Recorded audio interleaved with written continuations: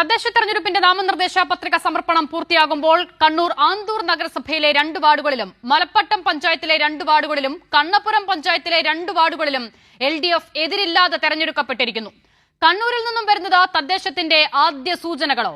മലപ്പട്ടത്ത് ജനാധിപത്യ അതിജീവന യാത്ര സംഘടിപ്പിച്ച MLAയ്ക്കും പാർട്ടിക്കും ജനാധിപത്യത്തെ സംരക്ഷിക്കാൻ ഒരു സ്ഥാനാർത്ഥിയെപ്പോലും കിട്ടാതിരുന്നത് എന്തുകൊണ്ടാണ്?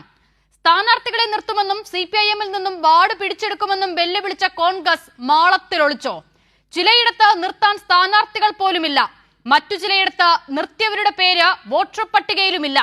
സ്വന്തം പിടിപ്പുകേടിന്റെ പഴി എതിർചേരിയിലുള്ളവർക്കും.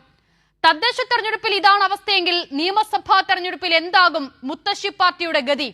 ആകെ ഒത്തൊരുമയുള്ളത് സീറ്റിന് വേണ്ടിയുള്ള തർക്കത്തിലാണ്. ഏറ്റവും ഒടുവിൽ കൂട്ടയടി റിപ്പോർട്ട് ചെയ്യുന്നത് ആറ്റിങ്ങലിൽ നിന്നും.